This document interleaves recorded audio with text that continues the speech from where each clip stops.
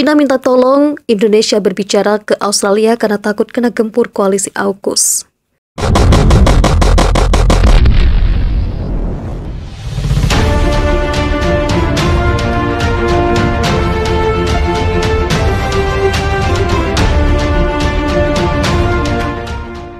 Indonesia seakan menjadi negosiator yang terancam di antara kepentingan China dan koalisi Australia, United Kingdom, serta United States alias AUKUS. AUKUS dibentuk untuk melawan China, namun Indonesia yang berdekatan dengan koalisi tersebut juga bersuara atas rencana pembuatan kapal selam nuklir Australia.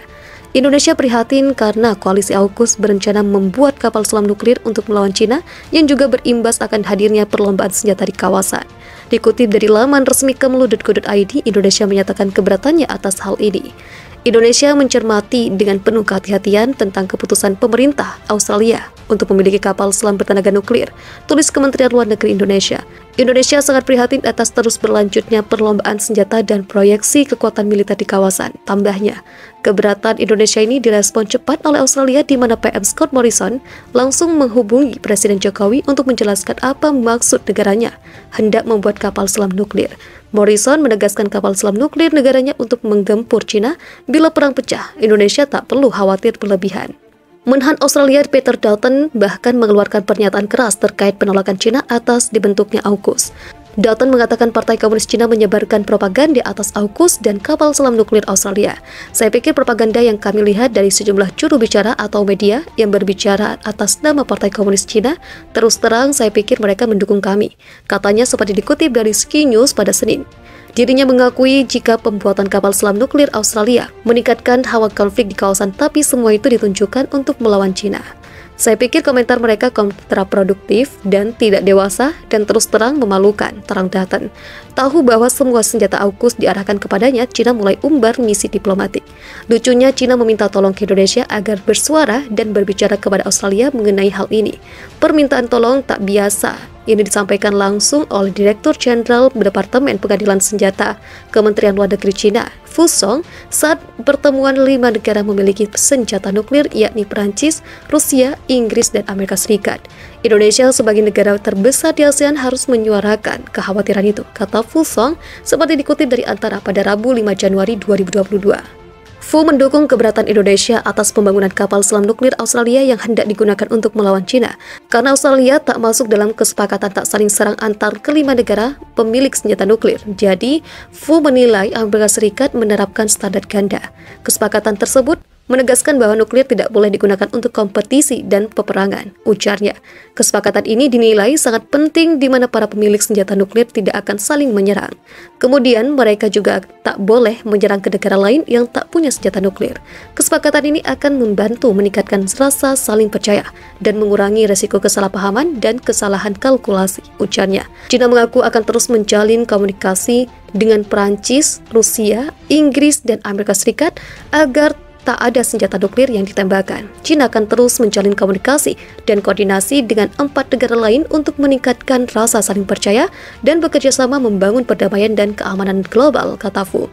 Indonesia sendiri belum merespon permintaan China untuk berbicara dengan AUKUS dan Australia, apalagi Beijing mengganggu kedaulatan NKRI di Natuna Utara.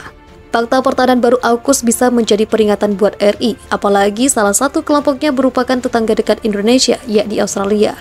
Pengamat pertahanan Koni Rakakundini Bakri menyebut bisa saja AUKUS membelah RI. Maksudnya meminta akses ke timur barat Indonesia, dalam hal ini Laut Jawa, untuk dilewati armada tempurnya.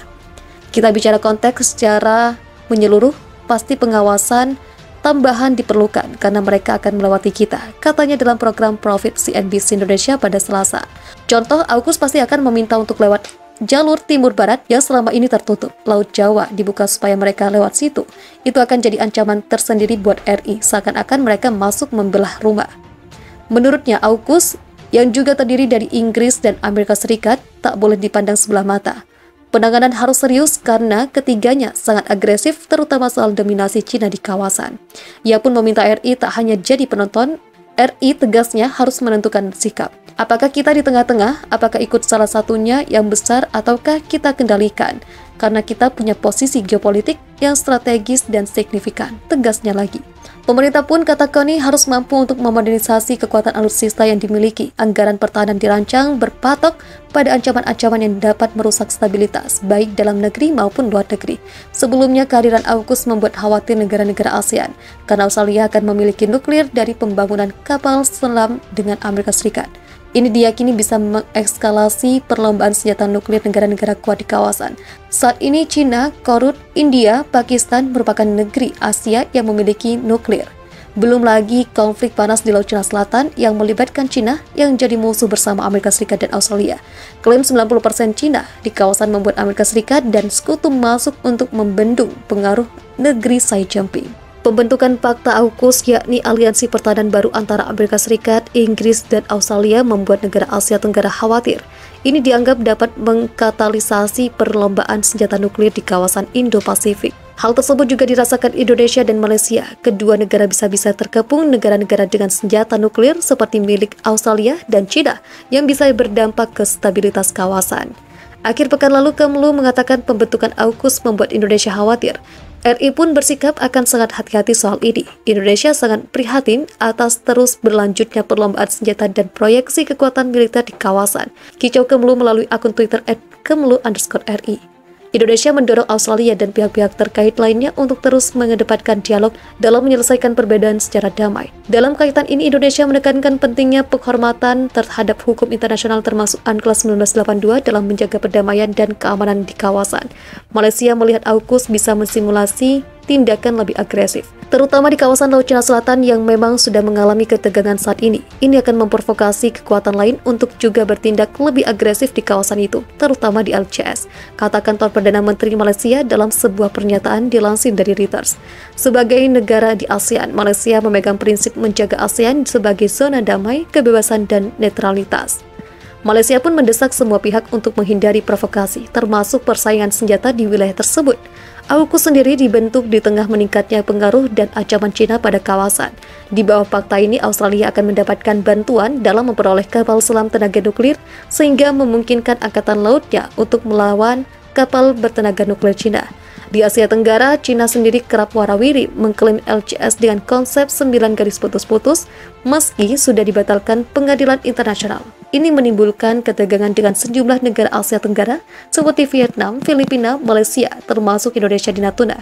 China sendiri memang dilaporkan memiliki senjata nuklir mencapai 350 unit. Ini sebagaimana dilaporkan Institut Penelitian Perdamaian Internasional Stockholm, The Stockholm International Peace Research Institute. Australia saat ini sengit dalam beberapa hal, termasuk perdagangan dengan China. Ini dimulai saat negeri itu menuntut investigasi asal-usul corona di China di awal 2019 lalu.